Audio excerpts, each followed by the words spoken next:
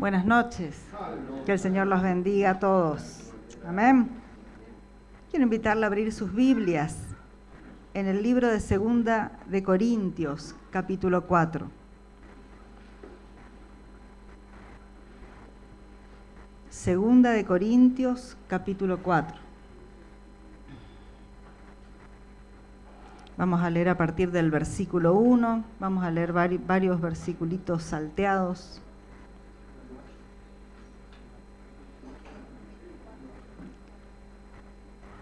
Segunda de Corintios, capítulo 4, carta del apóstol Pablo a la iglesia de Corinto. ¿Lo tenemos? Amén. Por lo cual, teniendo nosotros este ministerio según la misericordia que hemos recibido, no desmayamos. Antes bien, renunciamos a lo oculto y vergonzoso, no andando con astucia, ni adulterando la palabra de Dios, sino por la manifestación de la verdad, recomendándonos a toda conciencia humana delante de Dios. Versículo 6. Porque Dios, que mandó que de las tinieblas resplandeciese la luz, es el que resplandeció en vuestros corazones para iluminación del conocimiento de la gloria de Dios en la faz de Jesucristo. Pero tenemos este tesoro en vasos de barro, para que la excelencia del poder sea de Dios y no de nosotros, que estamos atribulados en todo, mas no angustiados, en apuros, mas no desesperados, perseguidos, mas no desamparados, derribados, pero no destruidos. Versículo 13. Pero teniendo el mismo espíritu de fe, conforme a lo que está escrito, creí, por lo cual hablé. Nosotros también creemos, por lo cual también hablamos. Amén. Dice, por lo cual, teniendo nosotros este ministerio, no desmayamos.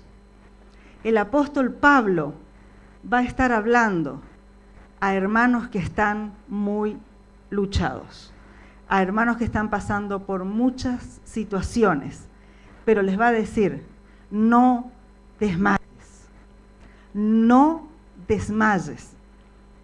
Y sigue diciendo las situaciones en las que están estos hermanos.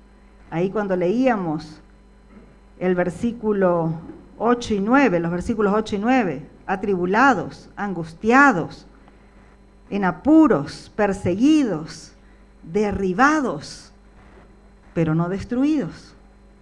A estos hermanos en estas situaciones es al que el apóstol Pablo le está escribiendo y a los que le dicen, muchachos, no desmayen. Así que vamos a ver con qué base el apóstol va a exhortar a esta gente a no desmayar.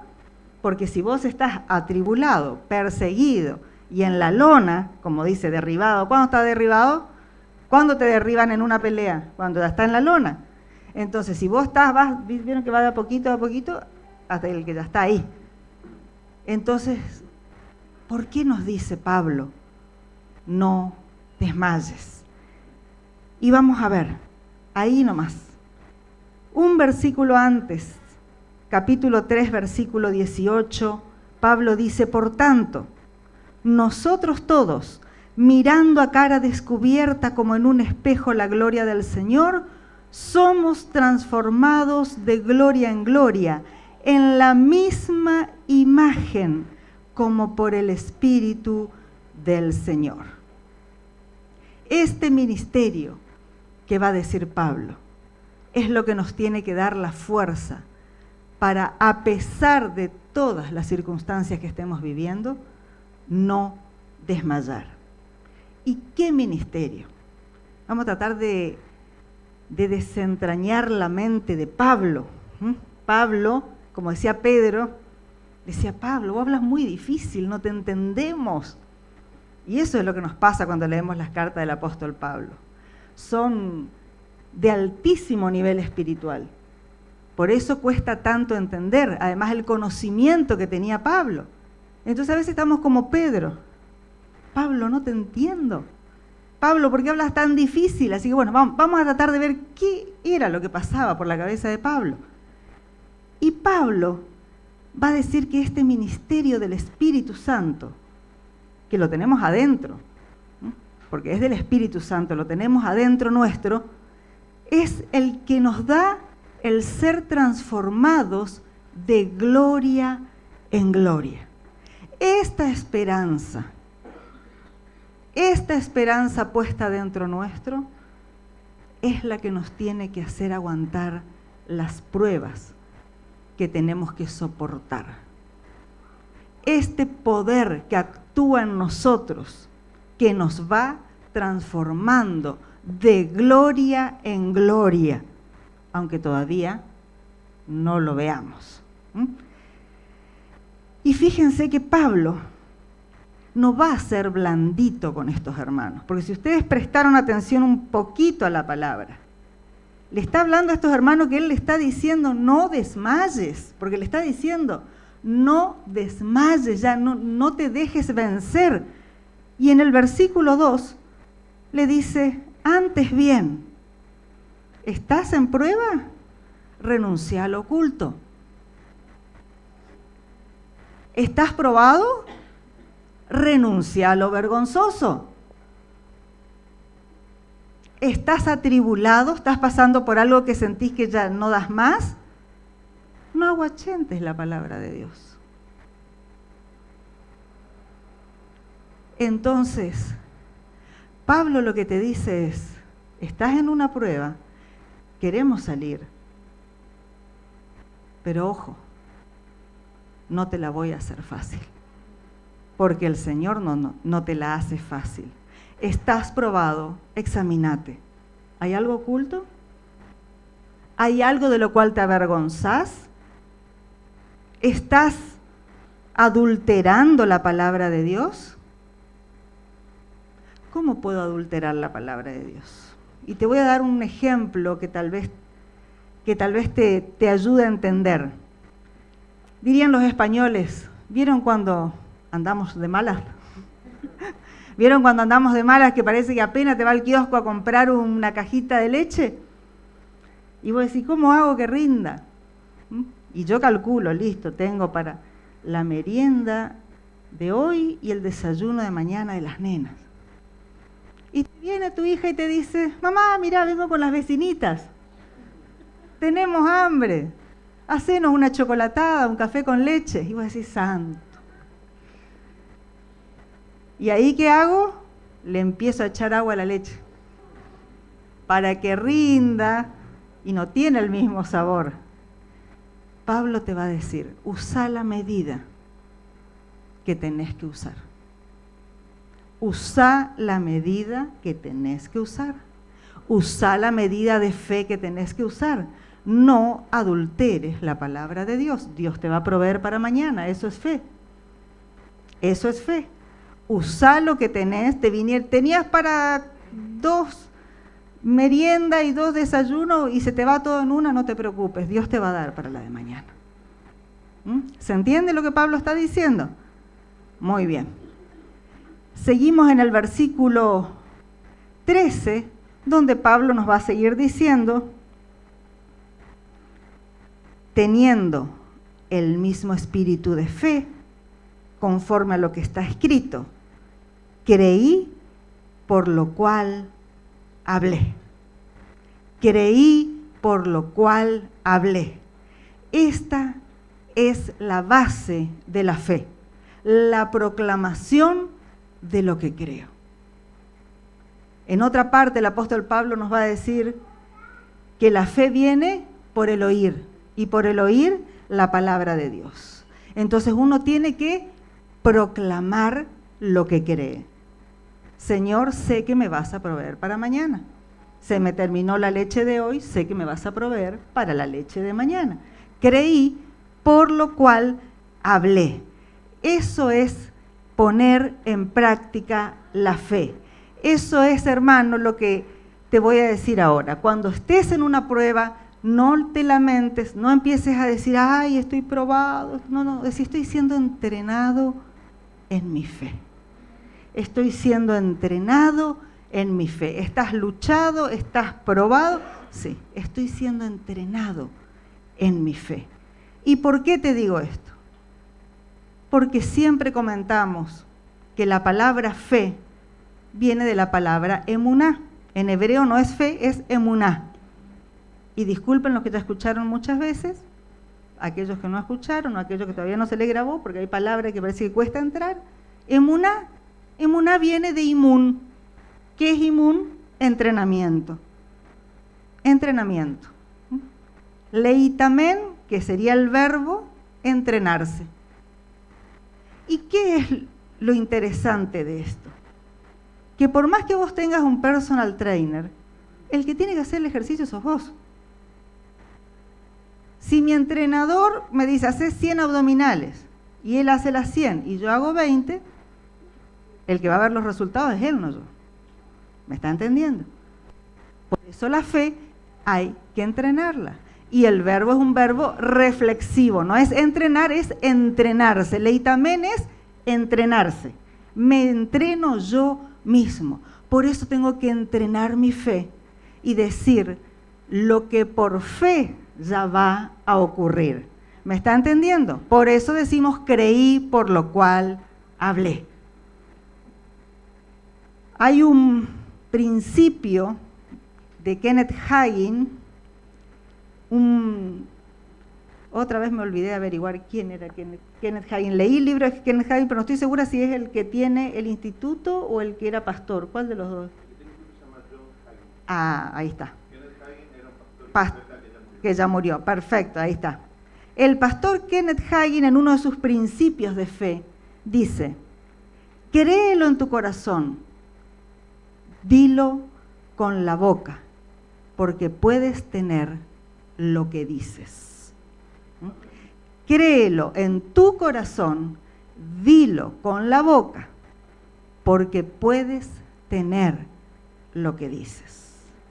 Esto no es algo nuevo, esto es algo muy viejo. Ahora con esto del secreto, la ley de la atracción, el mindfulness, el coaching, y con todo vamos poniendo en práctica cosas que la palabra ya nos dijo hace mucho tiempo. ¿Y es malo todo esto? No, simplemente confirma lo que el Señor ya nos dijo hace mucho tiempo. Creí, por lo cual hablé. ¿Estás en una prueba, hermano? No, estoy siendo entrenado en mi fe. Estoy siendo entrenado en mi fe. Y hay un pastor que decía, y lo voy a aclarar esto, ¿no? Entre la hipocresía y la fe hay una línea de separación muy finita. A veces vos te podés sentir hipócrita, podés decir la pucha, no estoy bien, pero igual proclamo. Igual proclamo. Acá estoy, siendo entrenado en mi fe, para que no te sientas mal de conciencia, para que no digas, ay, no, pero si estoy re mal. Estoy siendo entrenado en mi fe, porque es algo que sobre todo a las mujeres, queridas, nos cuesta mucho. El hombre por ahí es como cuando hablamos con el pastor y yo le digo, sí, pero están mal porque hablé con la hermana, que esto, que el otro, y tiene este problema, y con el hijo, y con la economía. Y él me dice, pero yo hablé con el marido y está todo fantástico.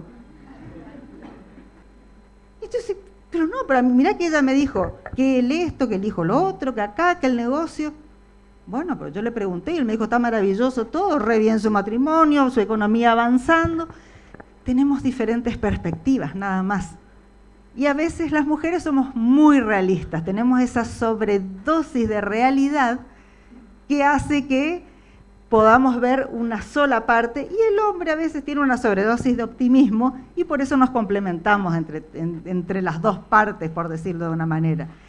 Pero sí animo, sobre todo a las hermanas, aprendamos a hablar por fe, porque nuestra palabra tiene poder. hay algo que yo dejé de decir que para mí era como una muletilla, que era así, ya veo que tal cosa. Sí, ya veo que va a pasar esto, y parecía que pasaba lo que yo decía. Entonces Marcelo un día me exhorta y me dice, claro, si vos ya lo estás viendo, ¿cómo no va a pasar si vos ya lo viste? Entonces tuve que entrenar mi mente para entrenar mi lengua, para no decir, ya veo que tal y tal otra cosa. ¿Me están entendiendo cómo viene? ¿Amén? No es fácil, pero si nos entrenamos, podemos salir adelante.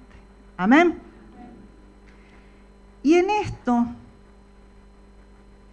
me encuentro con un versículo que me impactó, que parecía que fuera como la primera vez que leía.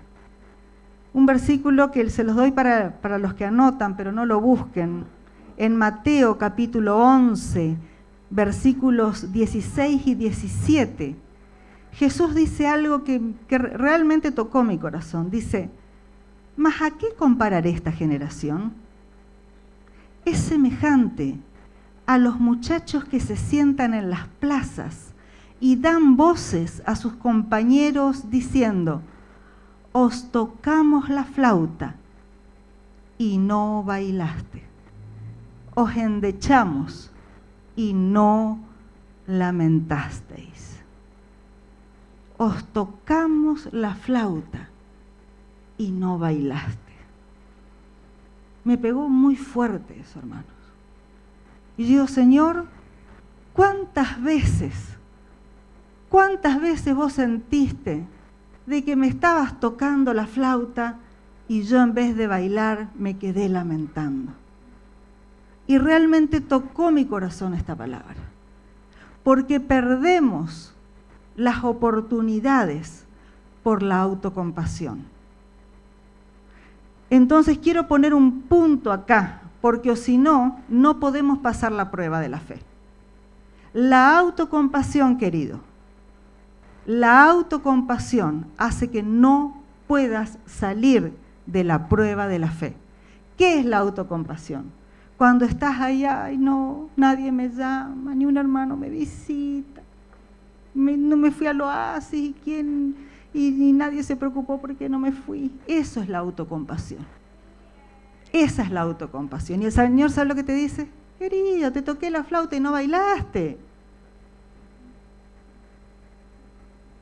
Te di la oportunidad de que vos llames, de que vos te hagas amigo, de que vos saludes, de que vos hagas. Y ahora te estás lamentando. Bueno, acá estoy, me voy a lamentar con vos.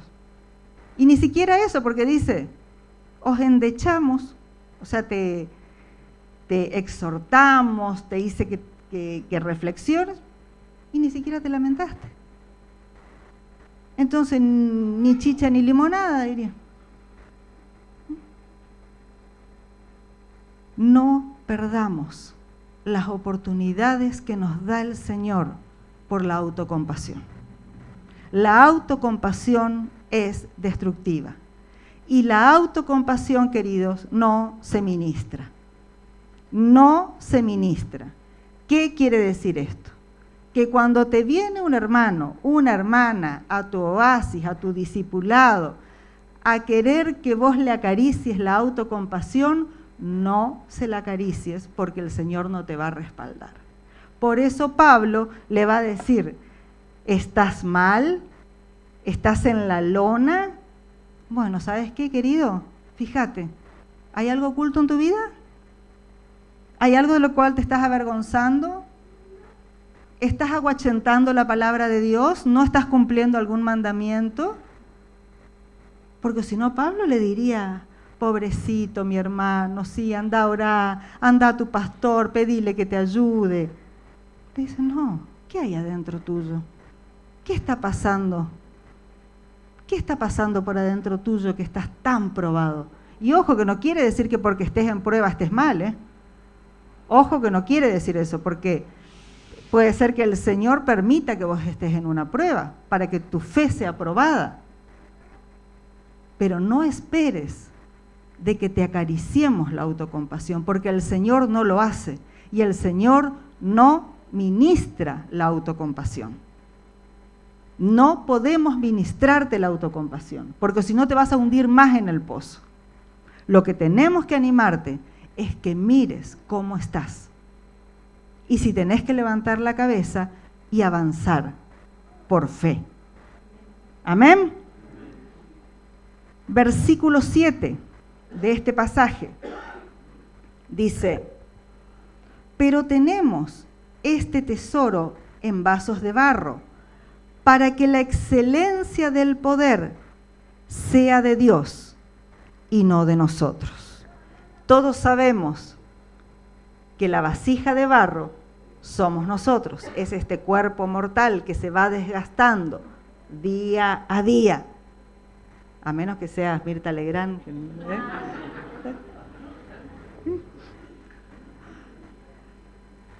El vaso de barro es esto, y adentro tenemos ese tesoro de Dios, que dice que es la excelencia del poder. Es ese poder adentro nuestro el que nos transforma de gloria en gloria. Pero te voy a decir algo, esto no se puede entender si no nos vamos al texto de donde Pablo saca esto. Por eso es importante entender cómo piensa Pablo. Pablo era una de las mentes brillantes de su época, mis queridos. Por eso el Señor lo escoge. Por eso fue tanta la oposición de Pablo hacia la iglesia, porque después él iba a bendecir en gran manera al cuerpo de Cristo. Por eso el Señor lo elige tan tremendamente, que tuvo que hacer una intervención divina para que Pablo se convierta. Porque el conocimiento de Pablo, la mente de Pablo, era una de las mejores de su época. Y vamos a Éxodo capítulo 16, porque ahí vamos a encontrar qué es esto de la vasija de barro y qué es esto de ese tesoro que tenemos adentro nuestro. Si me acompañan, Éxodo, segundo libro de la Biblia, es bien facilito de encontrarlo. Éxodo capítulo 16.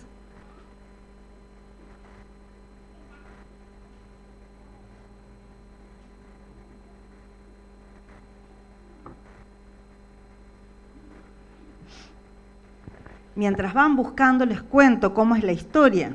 Vamos a ponernos en contexto. Tenemos varios adolescentes que no sé si habrán leído Éxodo, entonces vamos a ponernos un poquito en contexto para entender la palabra. Dios, a través de Moisés, libera al pueblo de Israel que estaba esclavo en Egipto. ¿Se acuerdan de eso? La Pascua. Dios libera al pueblo de Israel, hace un gran milagro, abre el Mar Rojo, el pueblo pasa en seco. Dice que terminan de ver ese milagro, de pasar el Mar Rojo, y el pueblo cantaba, danzaban. Dice que Miriam, la hermana de Moisés, agarra un pandero, empieza a cantar, las mujeres le seguían, danzaban, maravillados. ¿Cómo? No dice nada de las banderas. Hasta pandero llegamos. Dice que agarra el pandero, canta, sale, las mujeres le siguen, le rodean, salen cantando. Y podríamos decir que ese es el primer tiempo del creyente, ¿no? Cuando vos viste la mano del Señor para sacarte de Egipto. Estás contento, ves el milagro, ves el poder de Dios. Y empezamos a bailar, a cantar, estamos todo el día felices y contentos porque encontramos a un Dios amoroso que nos libera. Y ahí viene la primer prueba. Y la primer prueba es la falta de agua. ¿Y ahí qué hace el pueblo? Momentito, ahí nomás la primer prueba, y empieza a murmurar contra Moisés. Porque como había visto a un Dios tan poderoso y que había sido tan estricto y tan duro con los egipcios, que no se anima a murmurar contra Dios, entonces murmura contra Moisés. Bueno, el Señor les da un árbol para que pongan en el agua, se endulza, otro tema, eso es otro tema realmente, pero Dios les dio agua dulce, pudieron beber, siguieron avanzando en el desierto, avanzan, segunda prueba, y ahí viene el capítulo 16 donde dice que el pueblo empieza a murmurar porque tenían hambre, porque no había comida. Y en el versículo 4 dice que el Señor le dijo a Moisés: he aquí, yo os haré llover pan del cielo, y el pueblo saldrá y recogerá diariamente la porción de un día, para que yo lo pruebe si anda en mi ley o no. Mas en el sexto día prepararán para guardar el doble de lo que suelen recoger cada día.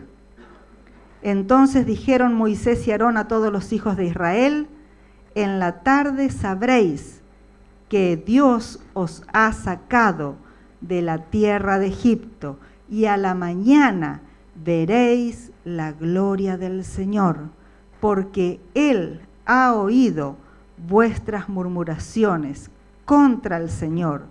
Porque nosotros, ¿qué somos para que vosotros murmuréis contra nosotros? Y en el versículo 9, en la mitad del versículo 9 dice: porque el Señor ha oído vuestras murmuraciones que habéis murmurado contra Él. Porque nosotros, ¿qué somos? Vuestras murmuraciones no son contra nosotros, sino contra el Señor. Ante la segunda murmuración, Dios les dice: ¿quieren pan? Van a tener pan. Les va a llover pan del cielo. Ya como diciendo, ya, ¿qué más quieren? Pan del cielo. Pero ojo, porque acá el pueblo ya no murmuró solamente contra Moisés. Ya estaban más probados. Entonces murmuraron contra Moisés y contra Aarón. O sea, contra el primero y contra la segunda línea. Y ahí se va cansando el Señor.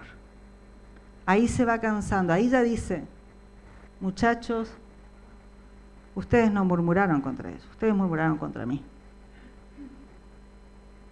Ojo, cuando estemos en una prueba de fe, acordate de Pablo.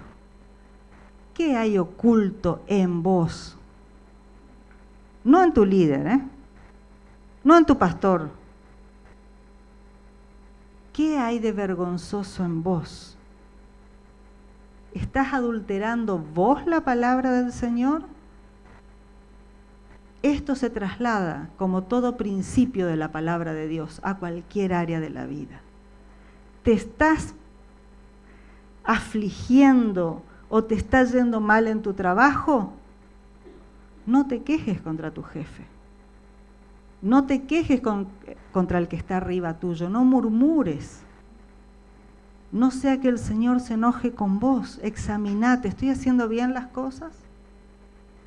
¿Estoy haciendo bien? ¿Estoy faltando en algo? Esto no se aplica solamente a la iglesia. Por eso la palabra de Dios es eterna. Por eso podemos leer hoy lo que se escribió hace 2000 años, hace 4000 años. Porque la palabra de Dios nos da principios para nuestra vida. Y esto lo aplicas a tu casa, a tu negocio, a tu célula, a tu oasis, a tu ministerio, a tu matrimonio. No nos acostumbremos a quejarnos y a murmurar cuando estamos en una prueba. Examinémonos. ¿Qué está pasando adentro mío? ¿Hay algo que yo no estoy cumpliendo? ¿Hay algo que Dios quiere arreglar adentro mío? Esa es la primera lectura que podemos hacer. Pero quiero entrar en esto de que el pan caía cada día. No sé si alguna vez leyeron el texto. Pero lo que Moisés les dice es, el Señor dice que tienen que recoger el maná cada día, excepto en el día de reposo, menos en el Shabbat. En el Shabbat no recojan el día antes, para el viernes y para el sábado. Vamos a leer el versículo 23, que ahí nos va a aclarar un poquito más.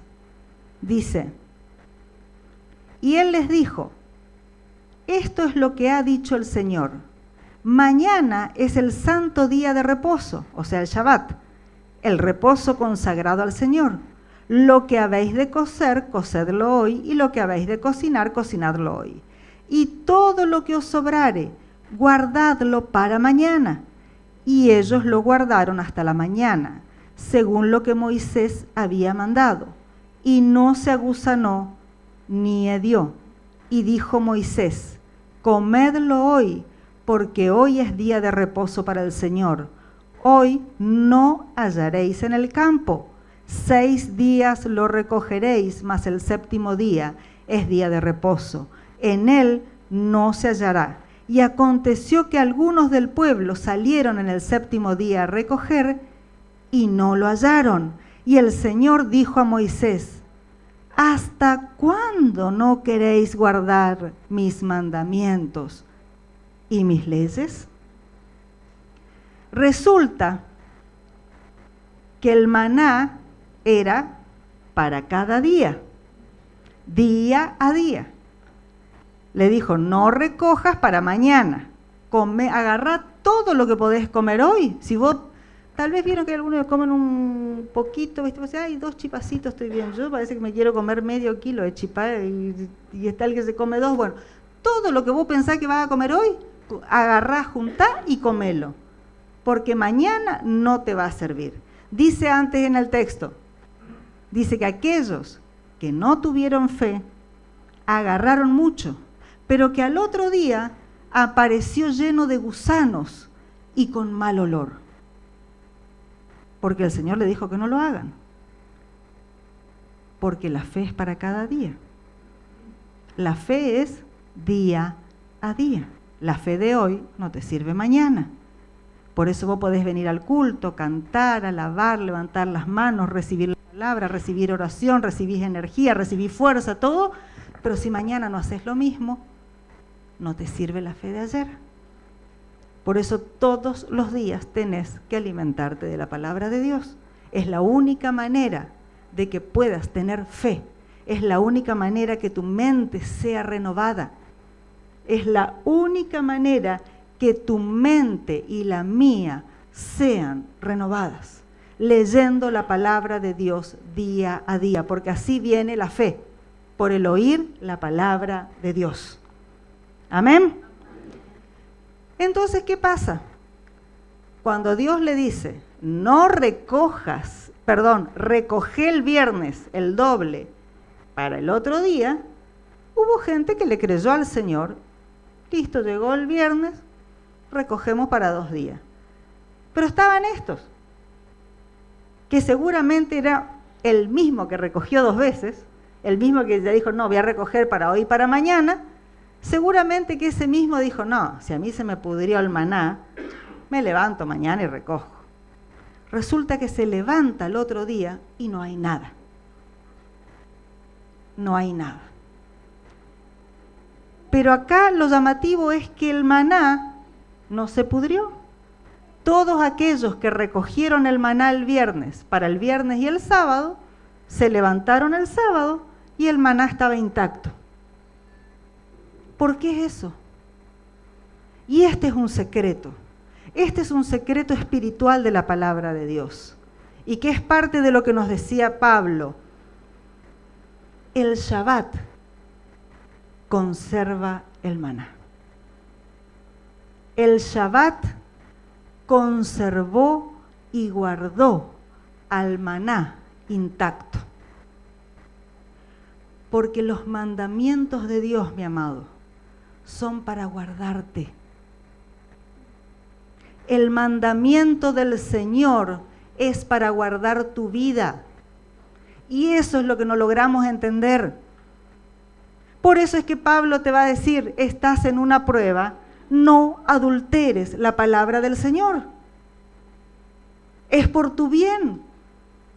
Pero Pablo, estoy a punto de claudicar, estoy a punto de tirar la toalla. ¿Qué hago? No aflojes a lo que Dios te dice, porque la palabra de Dios es para guardar tu vida. Y parece que no nos cae la ficha. Y ahí es donde el Señor te dice, te toqué la flauta y no bailaste. Te dejé la palabra para que seas feliz. Entonces, ¿sabes qué? Bueno, ahora te voy a retar y me voy a quedar con vos a ver si te lamentás. No pude bailar con vos porque no quisiste. Bueno, a ver si lloramos juntos, aunque sea. El Señor te da todo para guardarte, mi amado. El mandamiento es para vos, no es para Él. Él es santo. Y aún así, Dios no manda el maná porque Él es fiel consigo mismo. Él dice, es Shabbat para vos y es Shabbat para mí. No me quieras hacer trabajar 2 veces. Déjame descansar un día. Y eso es lo que te dice el Señor a veces. Pará ya. Te di una oportunidad, te di otra, quise bailar, no la quisiste bailar, lloremos juntos, aunque sea. Y ni siquiera a veces querés llorar conmigo. ¿Qué es lo que haces? En vez de llorar, te enojás. Y ni siquiera te enojás con el pastor, siempre se enojan conmigo. Repartamos un poquito. Hermano, el Señor te ama. El Señor nos ama. Por eso nos dio su palabra. Por eso nos da los mandamientos, para guardarnos. El Shabbat es un mandamiento que conservó el maná. La palabra de Dios son mandamientos para conservarnos, para protegernos.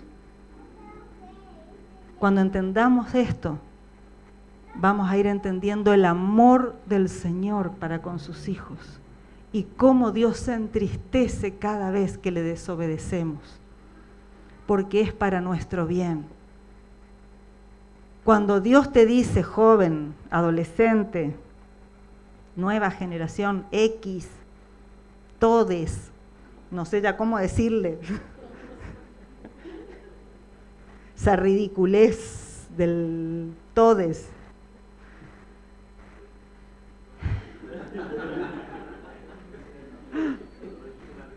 Si el Señor te dice, cuídate, guárdate para tu esposo, para tu esposa, te lo está diciendo porque te ama. No es porque te quiere ver sufrir, no es porque quiere atormentarte, quiere evitarte de que tengas 15, 17, 20, 25 años, la edad que sea, y que andes cargando solo con un hijo. Es porque te ama. Es porque te ama. Y el día que lo entendamos, el día que se nos abran los ojos, las cosas nos van a empezar a ser un poco más fácil. Y vamos a tener ganas de bailar con el Señor cuando nos toque la flauta.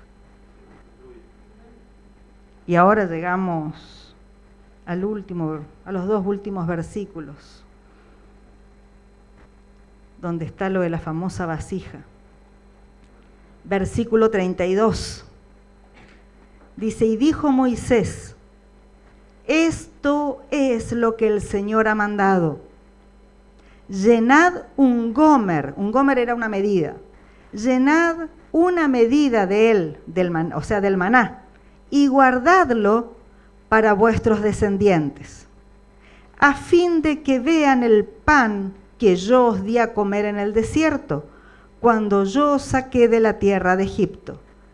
Y dijo Moisés a Aarón, toma una vasija y pon en ella un gomer de maná, y ponlo delante del Señor, para que sea guardado para vuestros descendientes. Y acá quiero que miremos 2 cosas. Por un lado, lo primero, fíjense que la vasija con el maná era testimonio para los descendientes. Dios siempre está pensando en generaciones, en familias. Dios piensa en vos, en tus hijos y en los hijos de tus hijos. Y mucho de lo que hace, con nosotros, es para que podamos preservar a nuestras generaciones venideras. y nosotros tenemos que pagar un precio muchas veces para que nuestras generaciones, nuestros descendientes, les vaya mejor que a nosotros y puedan tener un camino más fácil. Nunca me voy a olvidar el testimonio del hermano José Coduri, cuando él dice que fue a la casa donde ellos vivían, en el barrio, después la alquilaron, y la señora que la alquiló le dijo, pero en esta casa hay un clima lindo, acá se vive bien. Y él dijo, sí, porque nosotros pagamos un precio de oración en esa casa para que ustedes puedan recibir la bendición que están recibiendo. Y es así, mi hermano. Muchas veces, yo alegro que el Señor le haya revelado eso a José, porque muchos no lo ven. Pagamos un precio, no para nosotros, sino para aquel que viene detrás nuestro, el cual va a cosechar las bendiciones que nosotros estuvimos sembrando. Es para nuestros hijos y para los hijos de nuestros hijos. Y esta palabra vasija, quiero que nos detengamos, sé que se me fue el tiempo, pero 1 minuto y con esto termino. Es muy interesante la palabra del versículo 33, la vasija, porque el pastor siempre nos dice que cuando algo se menciona por primera vez hay que prestar mucha atención.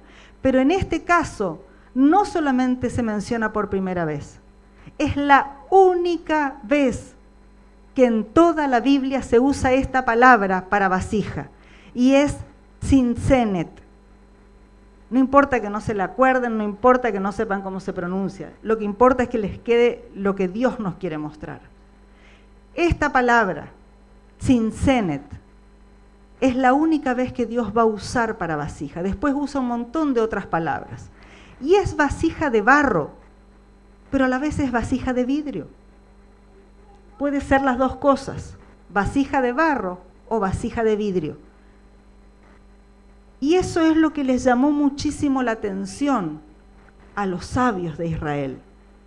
Porque decían, ¿es de barro o es de vidrio? Ustedes recuerdan que cuando está el santuario, está el tabernáculo y después en el templo de Jerusalén, en el lugar santísimo habían muy pocas cosas. Una de ellas era el arca del pacto. Estaban las tablas de la ley, las que Dios le dio a Moisés. Estaba la vara de Aarón y estaba la vasija con el maná. Ese maná que se podría de un día al otro, ese maná que se llenaba de gusanos de un día al otro, estaba intacto adentro de esa vasija de barro o de vidrio. Porque es interesante que dice, el Señor le dice, ¿para qué? Para que vean el pan. Para que vean el pan. Entonces ellos dicen, bueno, en realidad en el contexto es vasija de barro. Pero si es vasija de barro no se puede ver el maná que está dentro de la vasija de barro. Pero también quiere decir vasija de vidrio, pero en esa época era vasija de barro, no era de vidrio. ¿A qué conclusión llegamos entonces? Y acá es como que ¡pling! Se me cayó la ficha, podríamos decir, ¿no? Porque me pongo a investigar y le sigo, hay un rabino que dice que de la arcilla se hace el vidrio y si le seguís dando más fuego y más fuego, más fuego, llegas al cristal. Entonces yo digo, pero no era de arena, no me cerraba que sea de arcilla. Y yo todo lo que leo verifico. Entonces me puse a investigar y sí, saben que el primer elemento para hacer el vidrio era arcilla. Era una arcilla específica con la que se la trabajaba con mucho fuego para llegar a que sea vidrio. Y si se la seguía trabajando más y más, llegaba a ser cristal. Y usted entiende la diferencia entre vidrio y cristal, ¿no? Hay una diferencia de precios. Si vos querés, ¡ay, qué linda la copa de cristal! Y te va a querer comprar la copa de cristal y te termina trayendo la de vidrio nomás. Entonces ahí vemos que hay una pequeña diferencia. Pero ¿qué pasó acá? ¿Qué pasó acá? Nosotros somos esa vasija de barro. Adentro nuestro está el pan del cielo. Adentro nuestro está ese maná, el pan que Dios nos mandó del cielo.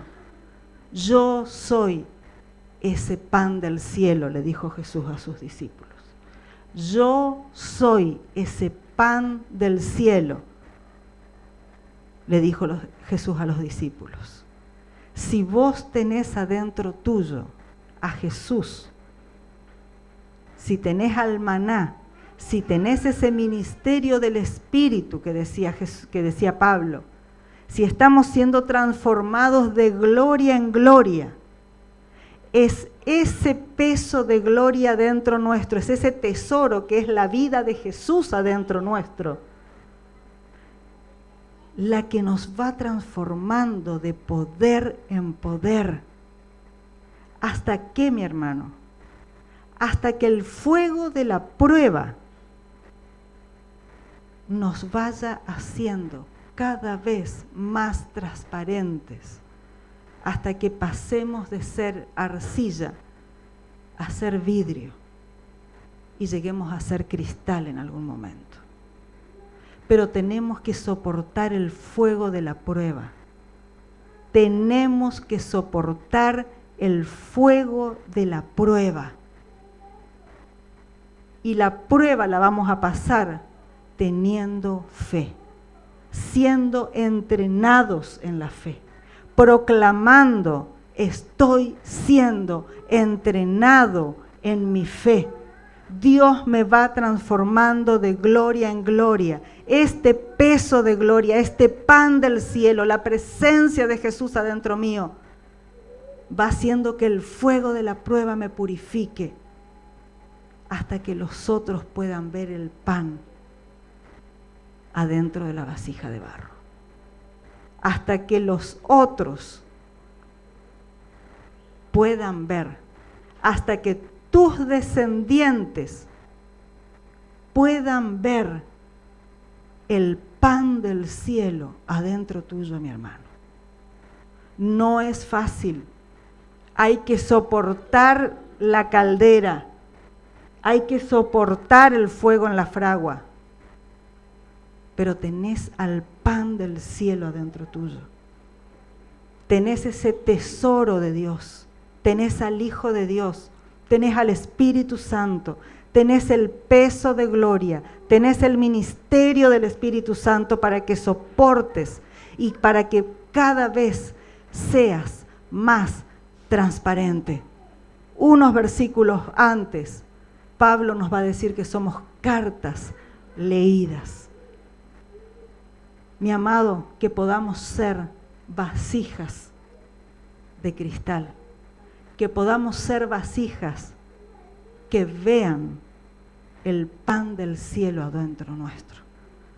Y vamos a pasar en victoria la prueba. Y no vamos a tener miedo a la prueba. Y vamos a saber de que estamos en apuros, pero no estamos desamparados. Estamos derribados, pero no destruidos. Estás en la lona y cuando te quieran decir te tiro la toalla, decirle no, acá me paro, porque esto es un entrenamiento nada más. Me paro porque esto es un entrenamiento.